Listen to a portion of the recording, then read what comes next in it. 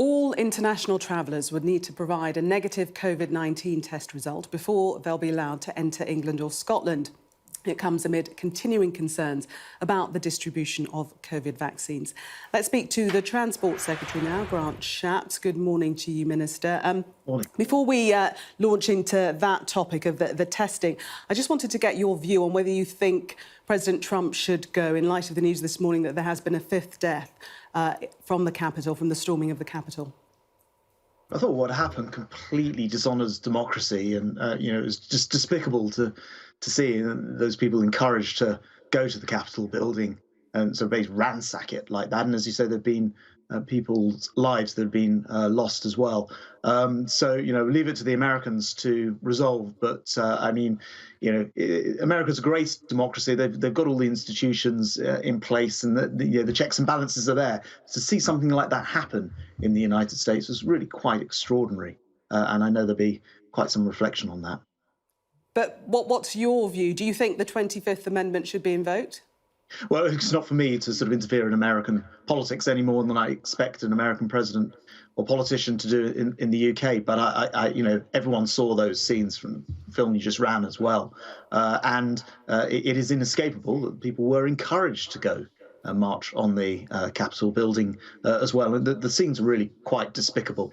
But we'll leave it to the Americans. I'm sure they'll put the correct, whatever they feel the correct processes in place. Even regarding the special relationship and our closest ally, you don't think it's our place to comment? Yeah, I mean, I think a lot's always said about the special relationship, which is about the office of the president and about the head of state and America itself, rather than individuals.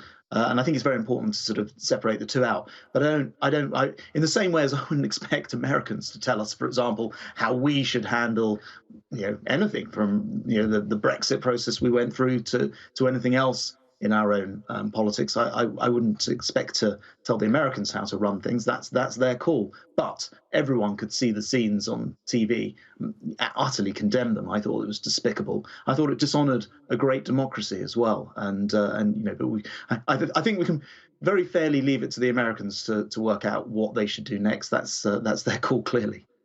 OK, let's move on to testing as regards England and Scotland for people arriving into the country. Lay out to us exactly what the new rules will be. Well, very simply, if you're coming here from anywhere, whether you're a Brit or whether you're a foreign national, then you will need to take a COVID test up to 72 hours before you come here.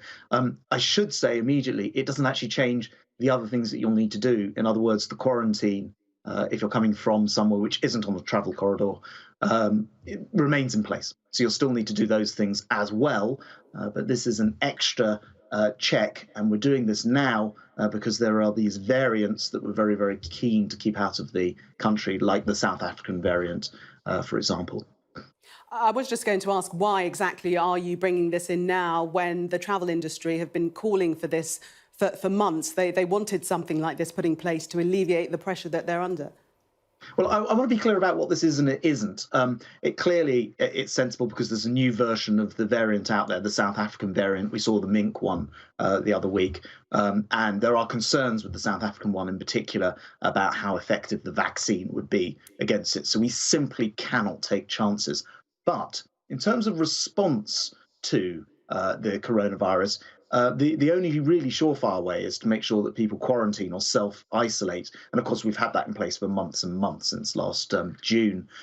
So today, because of that variant, it's become much more urgent. We're not the only ones. I just saw this morning Justin Trudeau, the Canadian Prime Minister, has actually introduced exactly the same thing today for the first time, testing before arrival. But as I say, in our case, and actually in Canada's case, it doesn't remove the need to quarantine as well, I'm afraid. But lots of other countries have had strict entry requirements when it comes to COVID testing before now. Why have we left it so late?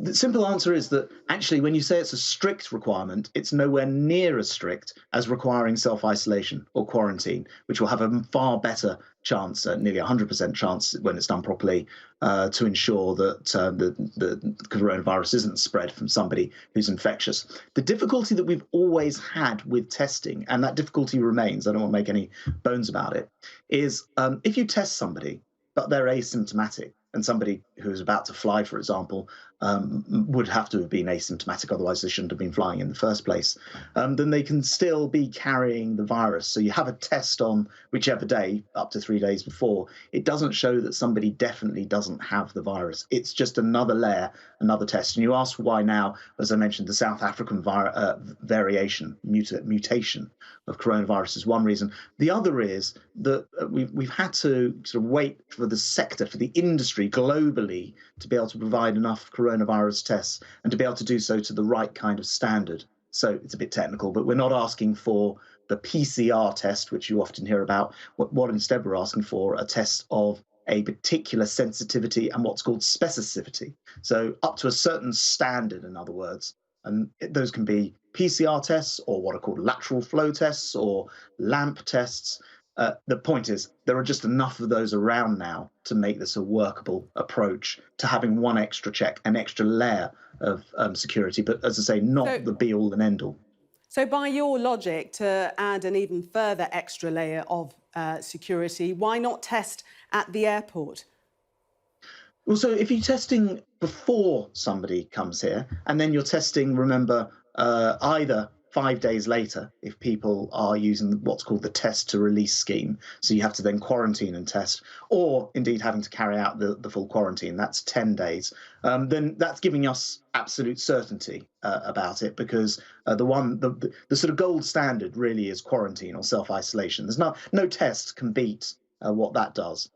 So this gives you sort of, if you like, the best of both worlds. You take a test up front, you hope you're going to catch some people who are asymptomatic, they don't know they've got it, but it turns out that they have when they take that test, and therefore they can't fly and don't fly. But it's really the quarantine, the self-isolation, that's the bit that really deals with preventing. So are you categorically ruling out testing it at airports? Because what we're hearing from the airports is that the units are ready and waiting to go and to be deployed, but they simply don't have the agreement from government. No, that's not right, actually. I mean, I was speaking to the boss of Heathrow last night. Testing at airports has been going on for months at Heathrow. It's used all the time. When you fly to countries, Italy, Spain, France, you require testing, and often people will do that at the airport. Though I should absolutely stress, people shouldn't be flying anywhere. At the moment, we're in a lockdown situation, of course, with only very few exceptions. But people coming here will often take that test, which can be up to 72 hours before. They'll often do that at the airport in Rome or wherever they happen to be at the time before they fly here. So testing in airports is already a thing. It's just that sometimes people have talked about testing in airports as if it was some sort of silver bullet solution. The point I'm trying to make is it isn't. Unfortunately, it doesn't actually detect the majority of asymptomatic cases. The thing which does sort that out is isolation or quarantine. That's the thing which is still the gold standard, and it's still, I'm afraid, going to be part of the solution here. How will you enforce people test before travelling and have a negative test before they actually travel? Will that be left up to the airline? Yeah, the carriers, which could be an airline, it could be, of course, it could be the train, or it could be a ferry, will be required by law to check, just in the same way as they check you have a passport, or if you're going to, say, the States, a visa or a visa waiver, they'll need to check whether you have a coronavirus test valid within the 72 hours before you fly.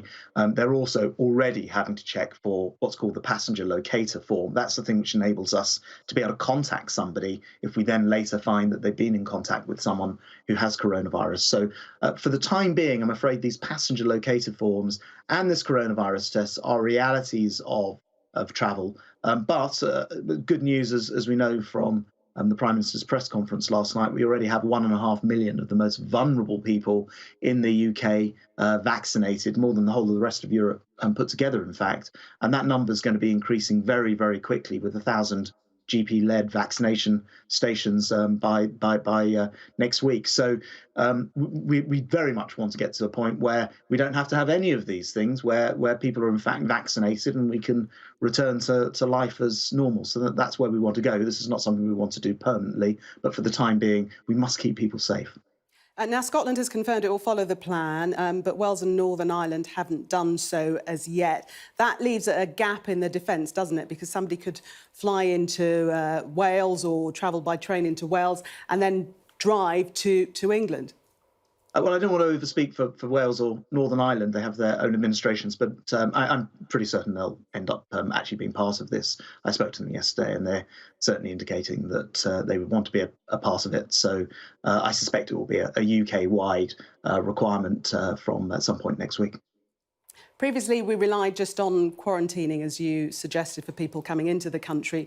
Would it be fair to say that our borders, up until now, have been unsafe? No, absolutely not. And here's the proof, by the way. A lot of people said to me, why don't you just shut the borders, close it entirely? And putting aside the fact that we're, an island and we require people and goods and things in order to be able to sort of function at all, bring in the medicine, bring in the PPE. But putting all of that aside, look what happened in the United States, for example, where they did last March entirely close the border. So Brits haven't been able to fly to America since last March, no one in Europe. It hasn't helped them at all, not one iota. And that is because, as I confirmed with the chief medical officer, I asked him about this right at the beginning. Should we close the borders? He said, there is no point in doing so. You will delay the whole thing by 4 or 5 days. You'll stop the flow of goods and medicines, important transactions taking place, and you won't stop the virus once it's already here. What we're doing, though, with the ability now, with the mass testing that's now available, and the ability to ask people to be tested, is to try to prevent a new variant from entering the country. We've done it, as I mentioned before. Canada, I see, have done it overnight as well. So it's a slightly different thing that we're trying to do. Going to have to interrupt you there. We have run out of time, sadly. Thank you very much for speaking to us this morning. You're welcome.